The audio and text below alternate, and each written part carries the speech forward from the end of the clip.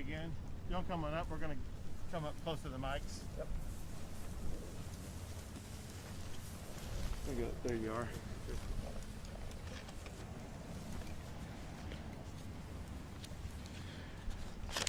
Thank you all for joining with us today. I've had the opportunity to meet earlier today with the Border Patrol, both at the local level as well as the national level. Also the opportunity to get a briefing from the Texas Department of Public Safety and the National Guard, as well as have the opportunity to fly over the region. As we were flying over the region, we did see people crossing the border illegally and making their way across the river onto the Texas side of the border. We saw an Ice Detention Center as well as other holding facilities. And obviously we are at this location now. In my briefing, I had the opportunity to speak to leaders at national local levels. I do want to thank people who are with us here today. They include the Director of the Texas Department of Public Safety, Steve McCraw, General Norris, the Adjutant General in charge of the National Guard in the state of Texas, as well as the National President for the Border Patrol Council, Brandon Judd. I thank them for being here, but also especially for our state team members for their leadership in the Texas Operation Lone Star. Let me begin by making one point very clear. There is a crisis on the Texas border right now with the overwhelming number of people who are coming across the border. This crisis is a result of President Biden's open border policies. It invites illegal immigration and is creating a humanitarian crisis in Texas right now that will grow increasingly worse by the day. In getting information in my meeting with the Border Patrol, I learned these things. And that is one of the reasons for this crisis that has led to a dramatic change in just a few months is the change in policy. There was a policy that people who had come across the border illegally would be returned across the border, and there was also the Remain in Mexico policy. With the elimination of those policies, that led to a dramatic increase in the number of people coming across the border. Second, the Border Patrol told me that they did inform the Biden administration and let them know that this influx was coming. So it's not as if the Biden administration didn't know about it, and it's not as if they didn't have time to get prepared for it, but it is clear they are completely unprepared for what is going on the border now, and they're going to be even more unprepared for what will be happening in the coming months. What the Border Patrol told me, and this is actually part of the cartel strategy, because of the volume of people coming across the border, the Border Patrol that makes the arrest, they have to engage quite literally in babysitting. And while they're doing babysitting, that provides an opportunity for the cartels to be able to bring other people across the border illegally. More about the cartels in a second. Two factoids that the Border Patrol shared with me. Just this calendar year alone, there have been more than 800 criminal aliens apprehended. Those were criminals, violent criminals, who had been previously arrested in the United States and deported, who came across the border again. Among those included 78 sex offenders and 62 gang members, including gang members from MS-13. And know this, cartels, they are ramping up trafficking across the border. They're exploiting women and children, and they are overwhelming Border Patrol resources. The Border Patrol has made very clear to me the way this strategy works. The cartels, they are involved in every single one of these border crossings that we see. But more important, the cartels are even more involved in the crossings that we do not see. The strategy of the cartels is to overwhelm Border Patrol agents and law enforcement officials.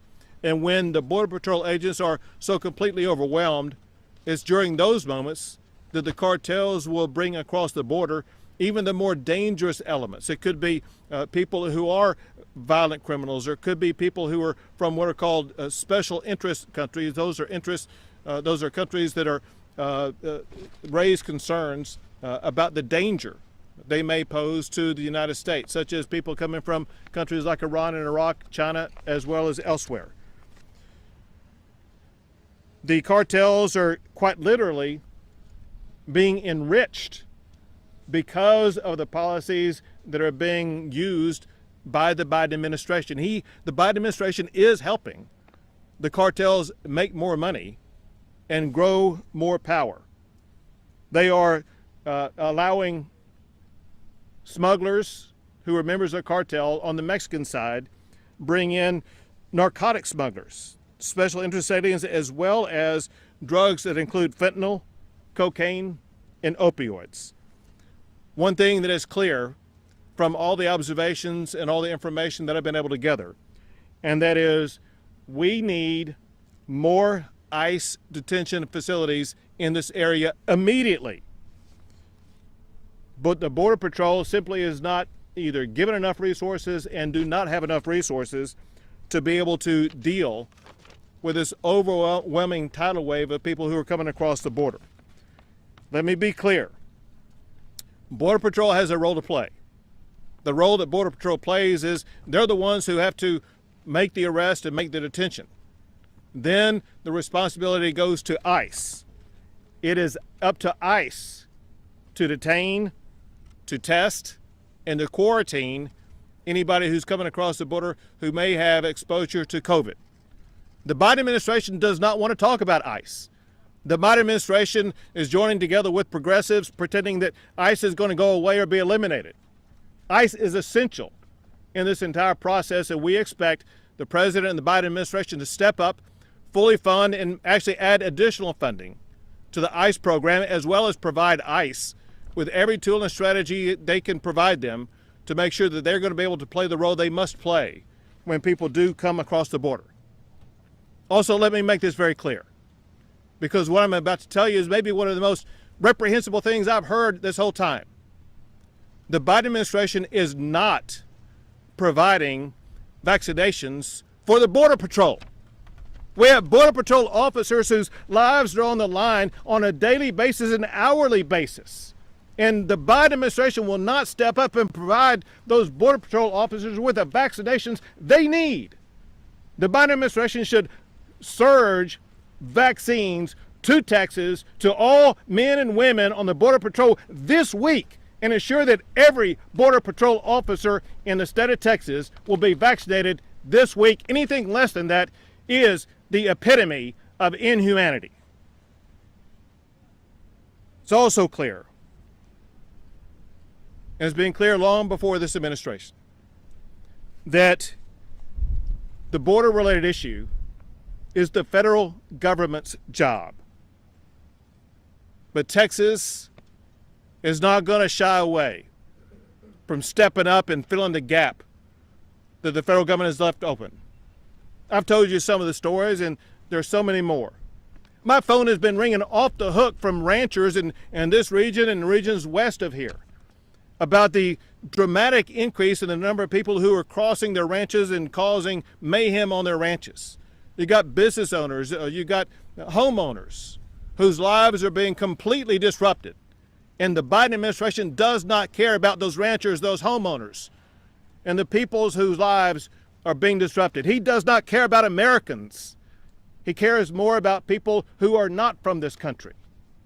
I need the Biden administration to step up and start providing the safety and security that Texans and Americans deserve.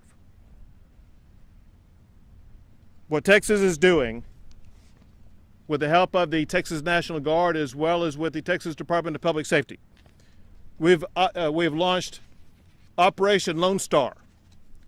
This is an operation that's going to be similar to what we've done in the past, where we provide a surge of resources to the border. The reason why you see these patrol cars lined up behind us, because that is exactly what the Texas Department of Public Safety has done in the past whenever we have seen the surge of people coming across the border. This is an example of what you're going to see up and down the border. And let me be clear about something. One reason why we are surging Operation Lone Star at this time is because we know what is coming behind all the people who are crossing the border today. and that is the caravans that are seeking to come here. And Texas is sending a message to any caravan and to any cartel member. We're ready. We're waiting for you. If you dare step into the state of Texas, Texas will use every tool and strategy we can to arrest anybody who's violating the law, to put behind the bars anybody who's violating the law, to make sure that the laws in the state of Texas are going to be enforced. If you are a caravan or you're a cartel, you better take your activities to some other place, because they will not be accepted in Texas. We will work to step up and try to fill the gap that the federal government is leaving open by making sure that we deploy every resource, whether it be Texas Department of Public Safety, National Guard, whatever we need to do. Texas is going to fight for the safety and security of our state. To help provide you more information about that, I will call up now the Director of the Texas Department of Public Safety, Steve McCraw. Governor, thank you for your leadership. Clearly, make no mistake about it, the cartels, as the governor said, are trying to exploit Border Patrol by overwhelming them. When they do, they move methamphetamine, cocaine, marijuana, heroin between the ports of entry, plain and simple. And they move ammunition and weapons south, and they also move cash south. It's plain and simple. And there's no question that Border Patrol, properly resourced, properly staffed, equipped with the right equipment and technology, can secure the Texas-Mexico border. As the governor said, it's a sovereign responsibility of the federal government to do so. In the absence of that, it impacts not just in terms of Texans in the border region, but Texans everywhere, and quite frankly, everybody internationally. I mean, the cartels, if you got a drug problem in New York City, in Los Angeles, in San Francisco, or Chicago, you've got a border problem, because the cartels dominate the drug and human smuggling market. And I can tell you another thing, as long as cartels are allowed to lure, to entice, to bring women and children, into the United States, they'll be preyed upon. And the depravity of the Mexican cartels is unseen by any organized crime group ever. And what they do, the brutality, would shame ISIS in that regard in terms of what they do. They're a domestic security threat to the government of Mexico. They're the enemy of Texas. They're the enemy of the United States. Governor, thank you for your leadership. Thank you. And now, Tracy Norris, the Adjutant General of the Texas National Guard. Thank you, sir. Currently, the Texas Military Department, your Texas... Just step over to the middle a little bit. Make sure. I didn't want to right in front of you. You're fine. We are deploying over 500 soldiers at this time. We are going to be in support of the Texas Department of Public Safety. We will be doing observation posts along the area that DPS designates for us. Currently, we already have planners embedded with DPS, and we currently have soldiers already training for these events in order to establish observation posts later this week. We have been supporting the border for our governor and then for our federal and state partners for over 15 years. Actually, over 100 of the soldiers that are going to be on this mission came off of the border at the end of last year, so we already have experience there again. And one last thing I'd like to do very quickly is I'd like to thank the employers of our citizen soldiers for everything that they've supported them to do over the last year, which includes our COVID response to hurricanes, and even a response to last winter weather. So I want to thank the employers and their families for supporting our Texas citizen soldiers. And we are Texans supporting Texans. Thank you, sir. Thank you, General. And last will be the National President for the Border Patrol Council, Brendan Judd.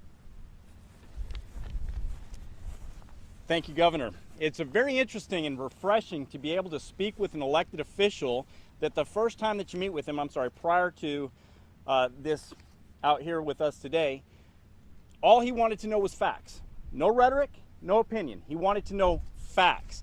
As a 23-year veteran of the Border Patrol, having been called upon to testify before Congress on 19 different occasions in the last 5 years, more than any other individual on border security that I'm aware of, he wanted to know facts, and I appreciate that. This is not a Republican versus Democrat issue.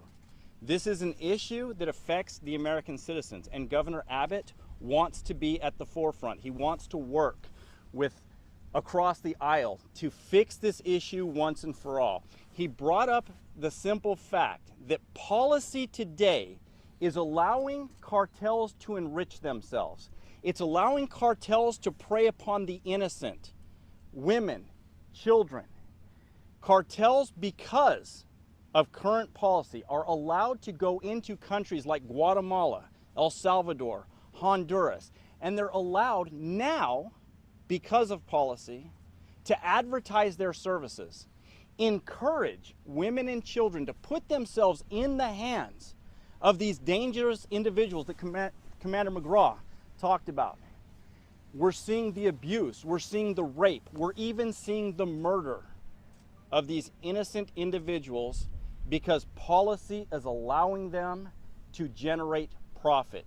Our policy should be about the American citizens, the U.S. citizens, and its protection. When we look at that, there are simple solutions. We saw under the Trump administration, the migrant protection protocols, the Remain in Mexico policy, it drove illegal immigration to 45-year lows. It cut into the criminal cartel's profits. Now that the MPP has been done away with, without replacing it with a policy that would address the same issue, has caused illegal immigration to explode. We have reintroduced that magnet that invites people to come here to the United States illegally.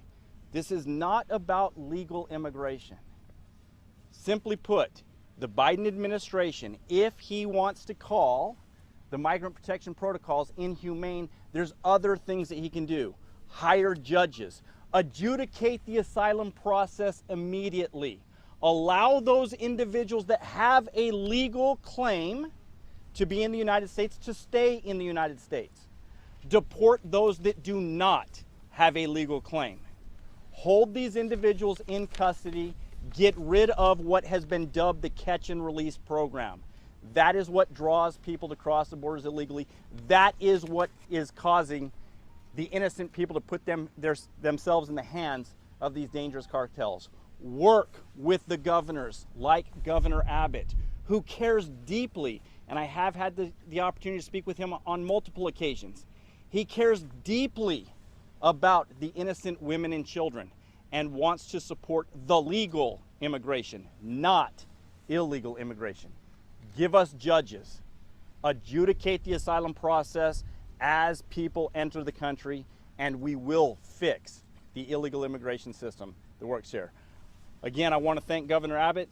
I want to thank him for his leadership and being at the forefront and working on this issue. One interesting point of note, there's no other governor, whether it's New Mexico, Arizona, or California, on the southwest border that provides more resources than Governor Abbott at this particular issue.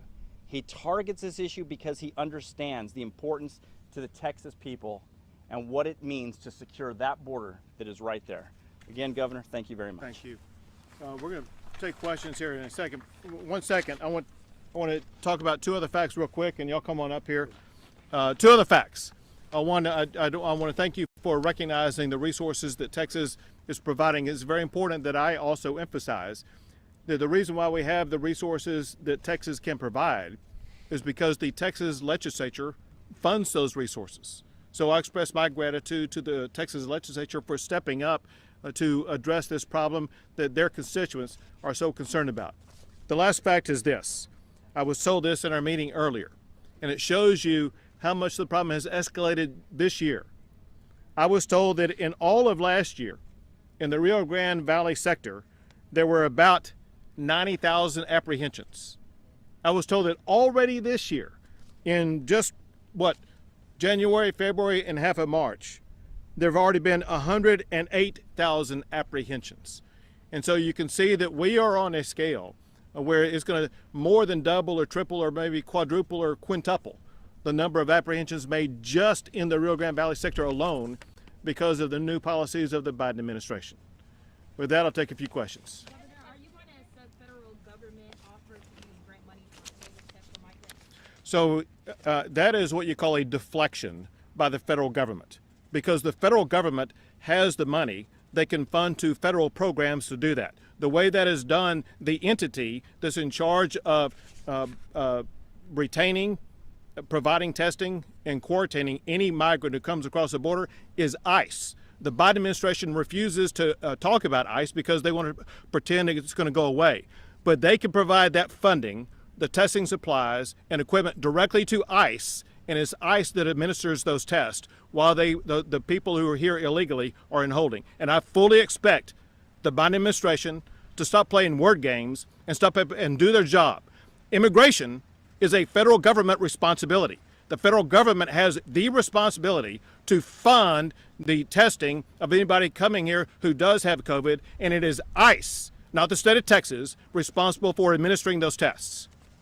Sir, have you spoken to local officials about what's happening here on the border? Because last week, Secretary Judd came with a delegation from the White House. Apparently, no local leaders were invited. Today, did you meet with any local officials? What's the involvement here at? So our office, in one way or the other, it could be either me, my chief of staff, or agencies in the state of Texas, such as the Texas Division of Emergency Management, the Texas Department of Public Safety. We remain in constant contact with local officials in this area, whether it be county judges, mayors, or law enforcement officials. And I'm speaking both for myself as well as agencies that are part of the state of Texas. Hi, question for DPS. Is that right? Sure. Yesterday, I'm sorry, last week you reported on an increased presence in Stark County for DPS. Yes. One of their main concerns at the local level is that they don't see what they saw 2 cycles ago when DPS was sent there in great oppression and they were citing residents for minor infractions. And right now, the economy, as you all know, is very delicate and still bouncing back. Is there a kind of balance that DPS keepers will have to make when determining who to cite and what? Yeah, worry not. Though the surge right now that the governor ordered is being done by the 500 troopers that were assigned to the border, that have been to bar, they're part of the communities that live here, work here, and we've extended their work hours. We moved them from different locations, but they're part of the community. So some of the issues you heard about several years ago will be non-existent. If there's any complaint whatsoever, please contact us because we're there to protect the public, to protect Texans, and that's it. And just to follow up, if you don't mind, Sure. the operation, like you said, there's 500, but they were already here, so that doesn't mean that there's going to be pulled from other areas? Right now, there's nearly 1,200 officers that are being used, and the governor has a discretion to deploy within those border regions. At any given, I'll put a caveat there. The governor may need to direct us to put more resources at certain locations that are based for a number of reasons that Border Patrol can't properly staff it. So that's a public safety, but I can assure you that the way we do these operations is really about crime prevention. It's not enforcement, it's not writing tickets, not citations, not DW. It's about crime prevention, and the best way you do that is at the river, and you highly visible resources, including troopers, but also tactical boats, special operations group, and we leverage technology, not like that UAV you see back here. We're using those as well, and the aircraft that the legislature's provided, the governor supported in terms of helicopters, fixed aircraft, so they have given us some resources that we can use all those capabilities, and the department does. Also, Jose, I want to answer both of these questions also. It's very important to understand that what the Texas legislature has done, they provided every session $800 million for the state to be able to address the border crisis. And through that $800 million, it has allowed the Texas Department of Public Safety to hire additional officers dedicated for the purpose of focusing on the border. Second, I want to send a message to Starr County, to Hidalgo County, to Cameron County, to every county. The purpose of DPS officers is not to target Texas residents, is to protect Texas residents. And they are here to make sure they do everything they can to go after the cartels and the cartel activity and making the community safer for Starr County, for Hidalgo County, for Cameron County, etc. Governor, at the beginning of your remarks, you mentioned that you saw when you were flying over some migrants crossing over. Can you describe what you saw in a specific? Sure. So we saw as they were departing a raft, and a count that was made by the helicopter pilot, there were about 21 people in this particular group. and it looked like it would be what would be categorized as family units. They were groups of adults and some kids of different ages. The reason why I say so-called family units, I don't know if they're family members or not. We do know that sometimes they are family units, sometimes they are children who do not belong to a family, but it was both adults and children, a total of about 21 people. And this was, they were walking up a dirt road after getting off a raft that was pulled back to the Mexican side. Just to follow up on that, over the weekend we saw this visit with Secretary Mayor that the West State area, no media was allowed to be part of that, and nobody knew. We sort of found out at last minute.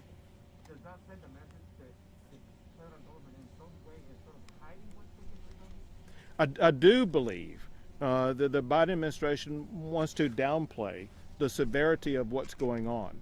And that's clear from the fact that, from my knowledge, the president has not recognized the role that ICE plays in this entire process. Another thing that we saw in our helicopter ride was that we saw the Ice Detention Center. And it's a very large facility.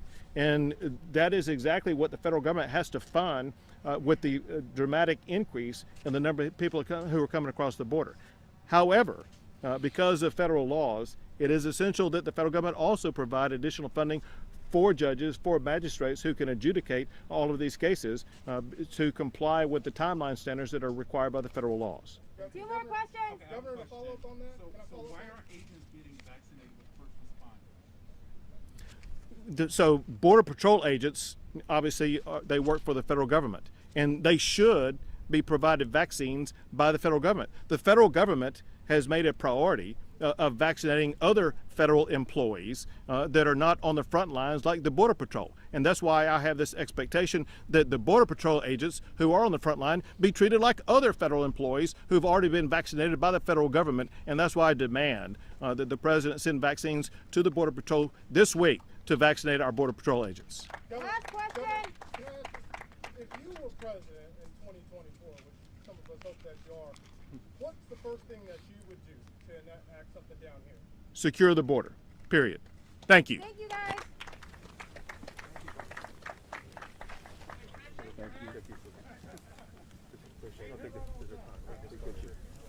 Thank you, General. Thank you for being here. Appreciate it. Always good to see you. Always good. Really good. Yourself? Articulate as usual.